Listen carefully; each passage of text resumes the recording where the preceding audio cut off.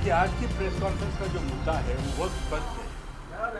मैंने कहा है कि 5 महीने से हम लगातार कोरोना महामारी के परिप्रेक्ष्य में होने वाले लॉकडाउन से अपने आप को बंधे हुए हैं। अब ऐसा लग रहा है पूरे देश में और विश्व में कि ये साबित हो गया है कि लॉकडाउन जो है इस बीमारी का शाश्वत इलाज नहीं है और ये बीमारी एक दिन में समाप्त होने वाली नहीं है।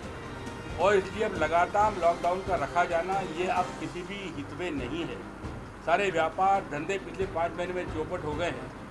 जो मिडिल क्लास का व्यापारी है और जो गरीब आदमी है, जो दिन दिन रोज अपना धंधा करके कमा के खाता है, उसका पेट अब खाली हो चुका है, परिवार खाली हो चुका है। उसके पास बच्चों को फीस भरने के लिए पैसे नहीं बचे हैं, उसको अपने अनाज खरीदने के लिए, घर का राशन पानी खरीदने के लिए पैसे नहीं बचे हैं। इसके ऊपर भारी बिजली के बिल आ रहे हैं। मेरा मुख्यमंत्री जी से निवेदन है कि 3 महीने के बिजली के बिल इनके माफ़ किए जाएँ। जब लोगों की कमाई नहीं हो रही तो बिजली का बिल कहाँ से भरेंगे?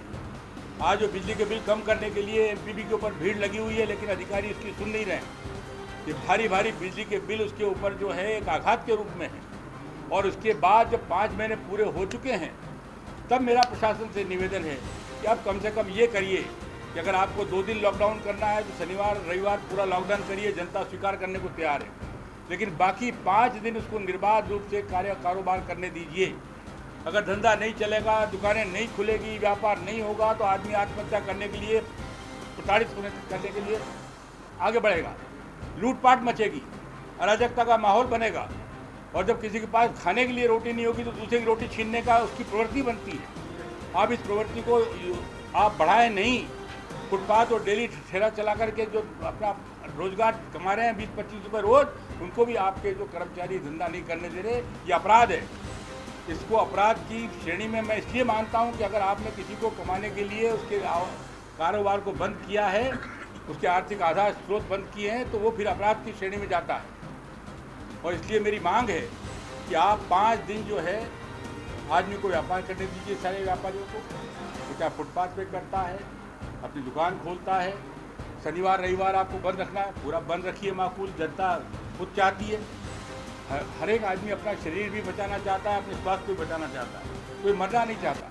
लेकिन जितने कोरोना से लोग नहीं मरेंगे, अगर आपने ये व्यवस्था जारी रखी तो लोग आत्महत्या की तरफ अग्रसर हो रहे हैं। उनका आर्थिक आधार समाप्त हो चुका है, उनका सब्र टूट चुका है और अब इस सब्र को सड़कों पे न आए, इसके बारे में तुरंत विचार होना चाहिए। मुझे ऐसा लगता है सरकार हमारी और सरकार आपकी नहीं, सरकार जनता की और जनता के हित के लिए, चाहे इस पार्टी की सरकार हो चाहे उस पार्टी की सरकार हो। लेकिन जनप्रतिनिधि अधिकारियों के साथ आप देखते हैं रोज मीटिंगें होती हैं, रोज बैठते हैं, जनता की मांग रोज अखबारों में छप रही है। अब आप जिस प्रकार की व्यवस्था कर रहे हैं और जनता क्या चाहती है, इसी बात को तो मैं आपसे कह रहा हूँ कि अधिकारी और जनप्रतिनिधि बैठ के जो जनता चाहती है उसमें विचार करें।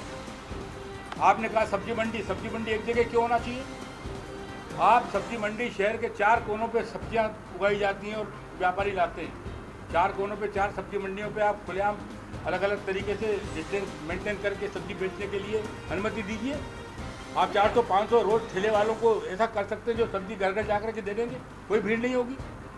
आप एक जगह मंडी खोल देते हो तो आदमी को सब्जी खरीदना है तो एक जगह जाएगा ना, आप 4 जगह बेचेंगे 4 जगह जाएगा।